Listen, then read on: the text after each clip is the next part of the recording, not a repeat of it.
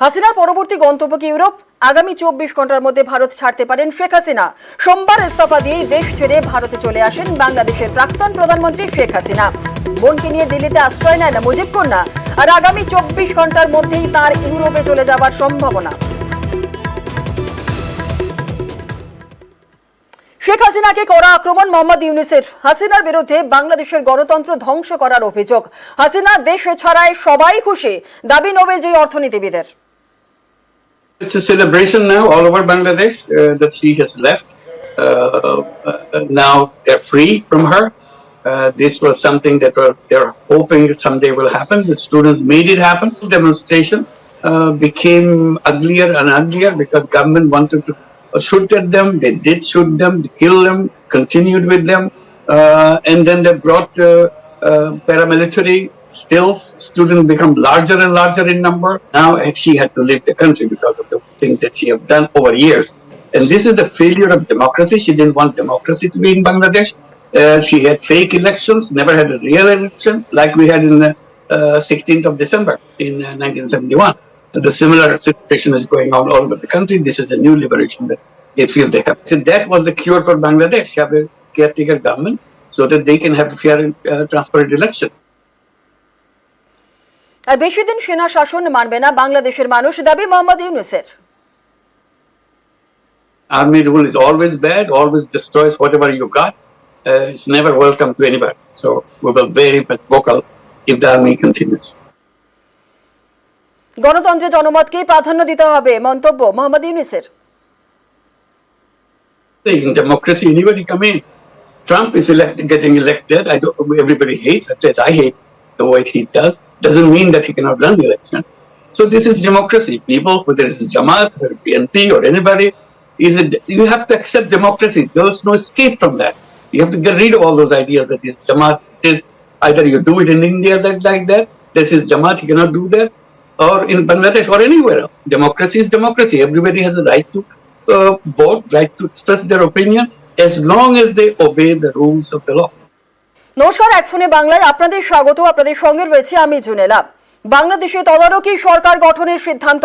নোবেলজয়ী অর্থনীতিবিদ মোহাম্মদ ইউনূসকে অন্তর্বর্তী সরকারের প্রধান করার সিদ্ধান্ত নেওয়া হয়েছে এবং গতকালই ঢাকায় বাংলাদেশের রাষ্ট্রপতির সঙ্গে বৈঠক করেন আন্দোলনকারী ছাত্ররা। বৈঠকে ছিলেন 3 বাহিনীর প্রধান, এছাড়াও ছিলেন ঢাকা বিশ্ববিদ্যালয়ের 2 অধ্যাপকও। সেখানে মোহাম্মদ ইউনূসকে অন্তর্বর্তী সরকারের প্রধান করার প্রস্তাব দেওয়া হয়। আরো একবার আপনাদের জানিয়ে রাখি, বাংলাদেশে তদারকি সরকার গঠনের সিদ্ধান্ত। নোবেলজয়ী অর্থনীতিবিদ মোহাম্মদ ইউনূসকে অন্তর্বর্তী সরকারের প্রধান করার সিদ্ধান্ত নেওয়া হয়েছে এবং গতকালই ঢাকায় বাংলাদেশের রাষ্ট্রপতির সঙ্গে বৈঠক করেন আন্দোলনকারী ছাত্ররা। সেই বৈঠকে উপস্থিত ছিলেন 3 বাহিনীর প্রধান, এছাড়াও ছিলেন ঢাকা বিশ্ববিদ্যালয়ের 2 অধ্যাপক। বাংলাদেশে তদারকি সরকার গঠনের সিদ্ধান্ত। নোবেলজয়ী অর্থনীতিবিদ মোহাম্মদ ইউনূসকে অন্তর্বর্তী সরকারের প্রধান করার সিদ্ধান্ত নেওয়া হয়েছে। গতকালই ঢাকায় বাংলাদেশের রাষ্ট্রপতির সঙ্গে বৈঠক করেন আন্দোলনকারী ছাত্ররা। বৈঠকে ছিলেন 3 বাহিনীর প্রধানও, এছাড়াও ছিলেন ঢাকা বিশ্ববিদ্যালয়ের 2 অধ্যাপকও। আর সেখানেই মোহাম্মদ ইউনূসকে অন্তর্বর্তী সরকারের প্রধান করার প্রস্তাব দেন ছাত্ররা। ঠিক কি বলেছেন শোনাবো একবার।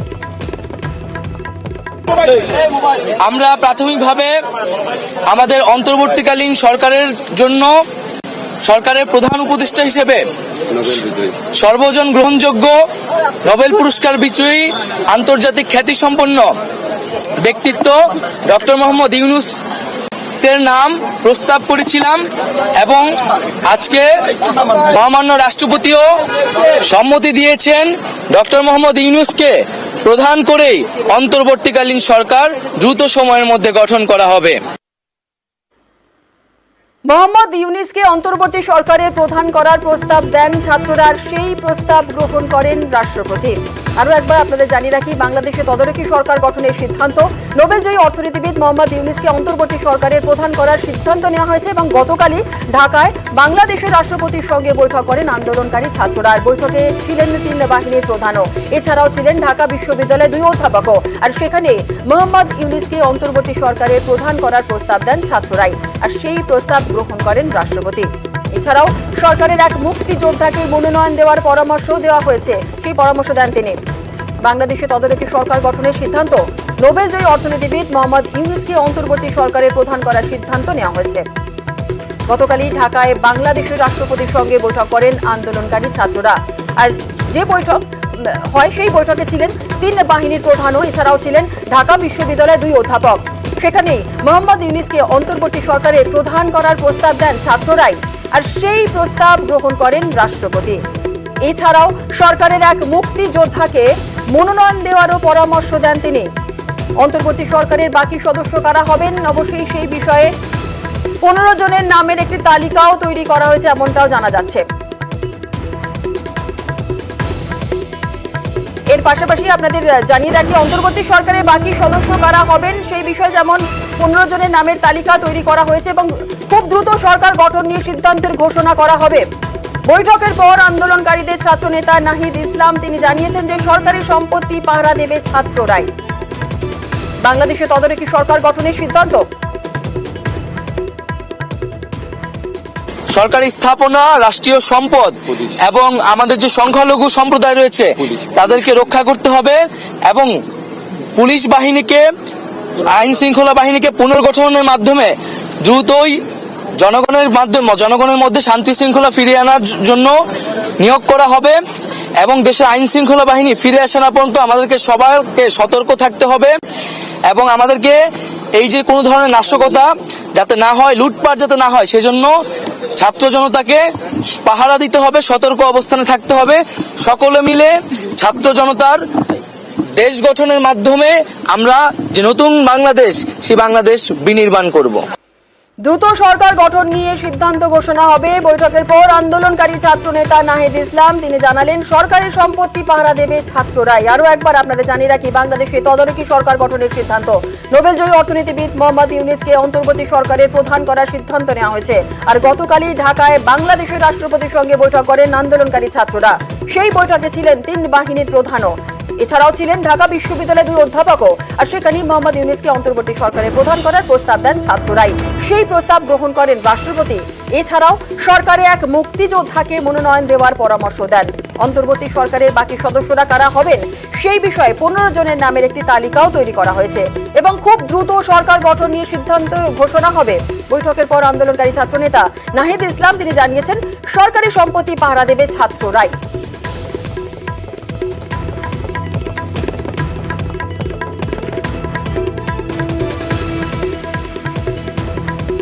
বাংলাদেশে তদারকি সরকার গঠনের সিদ্ধান্ত। নোবেলজয়ী অর্থনীতিবিদ মোহাম্মদ ইউনূসকে অন্তর্বর্তী সরকারের প্রধান করার সিদ্ধান্ত নেওয়া হয়েছে। গতকালই ঢাকায় বাংলাদেশের রাষ্ট্রপতির সঙ্গে বৈঠক করেন আন্দোলনকারী ছাত্ররা। আর বৈঠকে ছিলেন 3 বাহিনীর প্রধানও, এছাড়াও ছিলেন ঢাকা বিশ্ববিদ্যালয়ের 2 অধ্যাপকও। সেখানেই মোহাম্মদ ইউনূসকে অন্তর্বর্তী সরকারের প্রধান করার প্রস্তাব দেন ছাত্ররা, আর সেই প্রস্তাব গ্রহণ করেন রাষ্ট্রপতি। এছাড়াও সরকারের এক মুক্তিযোদ্ধাকে মনোনয়ন দেওয়ারও পরামর্শ দেন তিনি। অন্তর্বর্তী সরকারের বাকি সদস্য কারা হবেন সেই বিষয়ে 15 জনের নামের একটি তালিকাও তৈরি হয়েছে। খুব দ্রুত সরকার গঠন নিয়ে সিদ্ধান্ত ঘোষণা হবে। আর বৈঠকের পর আন্দোলনকারী ছাত্রনেতা নাহিদ ইসলাম জানিয়েছেন সরকারি সম্পত্তি পাহারা দেবে ছাত্ররাই। আমরা প্রাথমিকভাবে আমাদের অন্তর্বর্তীকালীন সরকারের জন্য সরকারের প্রধান উপদেষ্টা হিসেবে সর্বজন গ্রহণযোগ্য নোবেল পুরস্কার বিজয়ী আন্তর্জাতিক খ্যাতিসম্পন্ন ব্যক্তিত্ব ডক্টর মোহাম্মদ ইউনূসের নাম প্রস্তাব করেছিলাম এবং আজকে মহামান্য রাষ্ট্রপতিও সম্মতি দিয়েছেন ডক্টর মোহাম্মদ ইউনূসকে প্রধান করেই অন্তর্বর্তীকালীন সরকার দ্রুত সময়ের মধ্যে গঠন করা হবে। সরকারি স্থাপনা, রাষ্ট্রীয় সম্পদ এবং আমাদের যে সংখ্যালঘু সম্প্রদায় রয়েছে তাদেরকে রক্ষা করতে হবে এবং পুলিশ বাহিনীকে আইন শৃঙ্খলা বাহিনীর মাধ্যমে জনগণের মধ্যে শান্তি শৃঙ্খলা ফিরিয়ে আনার জন্য নিয়োগ করা হবে এবং দেশের আইন শৃঙ্খলা যে কোনো ধরনের নাশকতা যাতে না হয়, লুটপাট যাতে না হয়, সেজন্য ছাত্র জনতাকে পাহারা দিতে হবে, সতর্ক অবস্থানে থাকতে হবে। সকলে মিলে ছাত্র জনতার দেশ গঠনের মাধ্যমে আমরা যে নতুন বাংলাদেশ, সেই বাংলাদেশ বিনির্মাণ করব। শেখ হাসিনাকে করা আক্রমণ মোহাম্মদ ইউনূসের। হাসিনার বিরুদ্ধে বাংলাদেশের গণতন্ত্র ধ্বংস করার অভিযোগ। হাসিনার দেশে ছাড়ায় সবাই খুশি, দাবি নোবেলজয়ী অর্থনীতিবিদের। It's a celebration now all over Bangladesh that she has left. Now they're free from her. This was became uglier and uglier because government wanted to shoot at them. They did shoot them, they killed them with them. Paramilitary, still students become larger and larger in number. Now she had to leave the country because of the things that she have done over years. And this is the failure of democracy. She didn't want democracy to be in Bangladesh. She had fake elections, never had a real election like we had in the 16th of December in 1971. The similar situation is going on all over the country. This is a new liberation that they feel they have. So that was the cure for Bangladesh, have a caretaker government so that they can have a fair and transparent election. বেশি দিন সেনা শাসন মানবে না বাংলাদেশের মানুষ, দাবি Mohammad ইউনূসের। Army rule is always bad, always destroys whatever you got. It's never welcome to anybody. So we will be very vocal if the army continues. গণতন্ত্রে জনমতকেই প্রাধান্য দিতে হবে, দাবি Mohammad ইউনূসের। In democracy, anybody come in. Trump is getting elected. Everybody hates it. I hate the way he does. Doesn't mean that he cannot run the election. So this is democracy. People, whether it's Jamaat or BNP or anybody, you have to accept democracy. There's no escape from that. You have to get rid of all those ideas that is Jamaat. Either you do it in India like that. This is Jamaat. You cannot do that. Or in Bangladesh or anywhere else. Democracy is democracy. Everybody has a right to vote, right to express their opinion, as long as they obey the rules of the law. আর হাসিনার পরবর্তী গন্তব্য কি Europe? আগামী 24 ঘন্টার মধ্যে ভারত ছাড়তে পারেন শেখ হাসিনা। সোমবার ইস্তফা দিয়ে দেশ ছেড়ে ভারতে চলে আসেন বাংলাদেশের প্রাক্তন প্রধানমন্ত্রী শেখ হাসিনা। বোনকে নিয়ে দিল্লিতে আশ্রয় নেন মুজিব কন্যা। আগামী 24 ঘন্টার মধ্যেই তার ইউরোপে চলে যাবার সম্ভাবনা রয়েছে।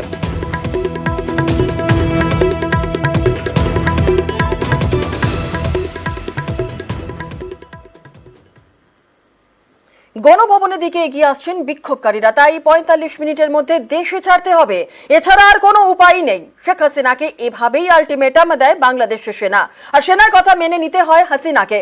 প্রধানমন্ত্রীর পদ থেকে ইস্তফা দিয়ে তড়িঘড়ি বাংলাদেশে ছাড়েন বোনকে সঙ্গে নিয়ে। বিদায় ভাষণ রেকর্ড করারও সময় পাননি Hasina.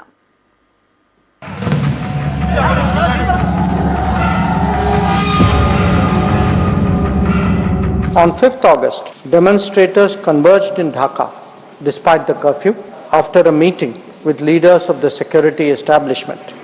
Prime Minister Sheikh Hasina apparently made the decision to resign. At very short notice, she requested approval to come for the moment to India. She arrived yesterday evening in Delhi. দেশ ছেড়ে দিল্লিতে শেখ হাসিনা বাংলাদেশের প্রধানমন্ত্রীর পদ থেকে ইস্তফা দিয়েই ভারতের উদ্দেশ্যে রওনা দেন। বোন রেহানাকে নিয়ে ঢাকা থেকে কপ্টারে কুর্মিটোলা সেনা ঘাঁটিতে পৌঁছন। সেখান থেকে বিমানে ত্রিপুরার আগরতলা হয়ে কলকাতা। ভারতের দুই শহরের আকাশে কয়েকবার চক্কর কেটে সোজা উত্তরপ্রদেশ, গাজিয়াবাদের হিন্ডন বিমানবন্দরে। বিক্ষোভের মুখে দেশ ছাড়তে হয় শেখ হাসিনাকে, তবে দেশ ছাড়ার বিন্দুমাত্র ইচ্ছে তার ছিল না। কিন্তু শেষ মুহূর্তে সিদ্ধান্ত বদল করতে হয় মুজিব কন্যাকে, কারণ সোমবার দুপুরে বাংলাদেশ সেনা হাসিনাকে আলটিমেটাম দিয়ে দেয় 45 মিনিটের মধ্যে দেশ ছাড়তে হবে। সেই মতো শুরু হয় তোড়জোড়। বোন রেহানাকে নিয়ে দেশ ছাড়েন শেখ হাসিনা। জুন থেকে উত্তাল বাংলাদেশ। গত কয়েকদিনে হাসিনা বিরোধী বিক্ষোভ চরমে ওঠে। সোমবার মার্চ টু ঢাকার ডাক দেওয়া হয়। সকাল থেকেই ঢাকার বিভিন্ন জায়গায় জমায়েত বাড়তে শুরু করে। তড়িঘড়ি তখন বৈঠকে বসেন হাসিনা। 3 সেনাবাহিনীর প্রধান এবং পুলিশের আইজিকে গণভবনে ডাকেন। তখনই তাকে ইস্তফা দিয়ে দেশ ছাড়ার কথা বলা হয়। হাসিনা রাজি ছিলেন না। বোন এবং ছেলে বোঝানোর পরে শেষমেশ সায় দেন। শেষ মুহূর্তে জাতির উদ্দেশ্যে ভাষণ রেকর্ড করতে চেয়েছিলেন, কিন্তু হাসিনাকে সেই সুযোগও দেয়নি সেনা। ঢাকার রাস্তায় তখন বিক্ষোভকারীদের জমায়েত বাড়ছে। গোয়েন্দা রিপোর্ট অনুযায়ী 45 মিনিটের মধ্যে প্রধানমন্ত্রীর বাসভবন গণভবনে পৌঁছে যাবেন বিক্ষোভকারীরা। তাই সেনা জানিয়ে দেয় 45 মিনিটের মধ্যেই ইস্তফা দিয়ে দেশ ছাড়তে হবে হাসিনাকে। প্রথমে রাজি না হলেও শেষমেশ প্রধানমন্ত্রীর চেয়ারও দেশ ছাড়তে রাজি হতে হয় হাসিনাকে। সোমবার দুপুর 12:30টায় বোন রেহানাকে নিয়ে গাড়িতে গণভবন থেকে রাষ্ট্রপতি ভবনের উদ্দেশ্যে রওনা দেন। 10 মিনিটে রাষ্ট্রপতি ভবনে পৌঁছে যান। পৌনে 1টা নাগাদ রাষ্ট্রপতির কাছে ইস্তফাপত্র তুলে দেন প্রধানমন্ত্রী শেখ হাসিনা। এরপর দেশ ছাড়ার পালা। দুপুর 1:30টায় আকাশপথে ঢাকা থেকে কুর্মিটোলা সেনাঘাঁটি, সেখান থেকে ভারতের আগরতলা হয়ে কলকাতা, দুই শহরের আকাশে কয়েকবার চক্কর কেটে উত্তরপ্রদেশে গাজিয়াবাদের হিন্ডন বিমানবন্দরে। হাসিনার ঠিকানা এখন দিল্লি, তার বিমান ফিরে গিয়েছে ঢাকা। নিউজ 18 বাংলা।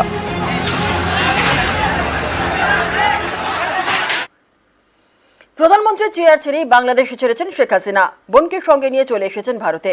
49 বছর আগেও ঠিক এমনই 1 আগস্টে ভারতে এসে আশ্রয় নিতে হয়েছিল হাসিনাকে।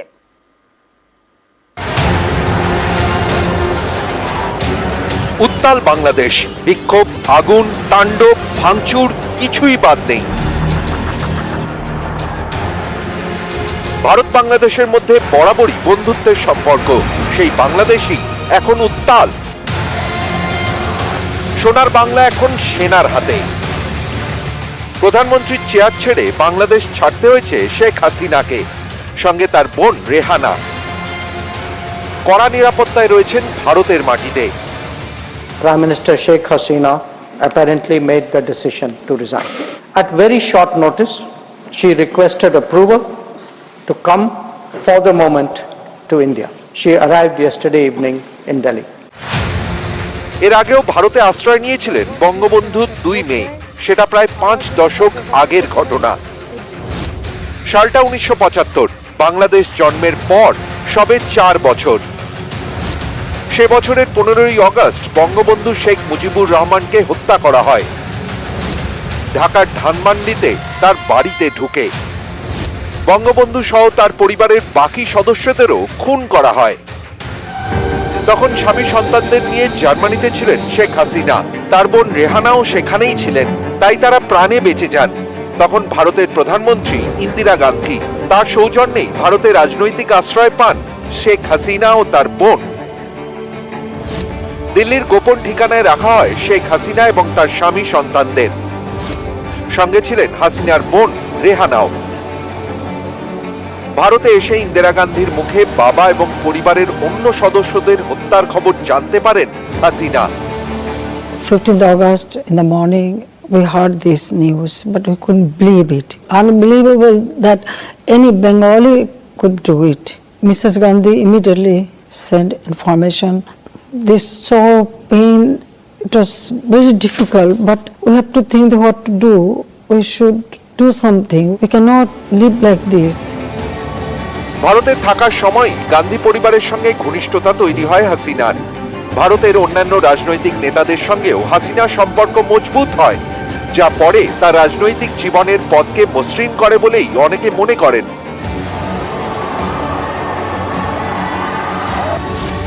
1975 সাল থেকে টানা 6 বছর ভারতে ছিলেন হাসিনা।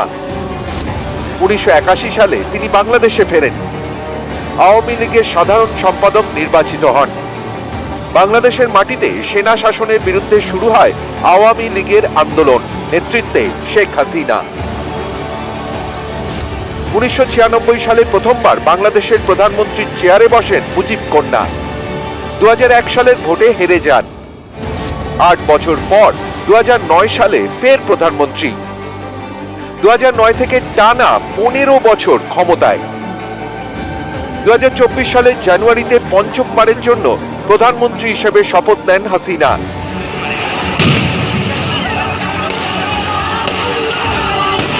এর 6 মাসের মধ্যেই উত্তাল বাংলাদেশ। প্রধানমন্ত্রী পদ থেকে ইস্তফা দিয়ে দেশ ছাড়তে হয় মুজিব কন্যাকে। এবারও তার ঠিকানা ভারত। 1981 সালেই ভারত থেকে ফিরে রাজনৈতিক জীবনে উত্থান ঘটে হাসিনার। এবার কি হবে? আমরা আওয়ামী লীগ, আমরা আন্দোলন করেছি, আন্দোলন করে এই দেশকে স্বাধীন করেছি, আন্দোলন করে গণতন্ত্র ফিরে এনেছি। শেখ হাসিনার পর আপনাদের কি হবে সেটা আমারও চিন্তার বিষয় না, আমার পরিবারের আর চিন্তার বিষয় না। নিউজ 18 বাংলা।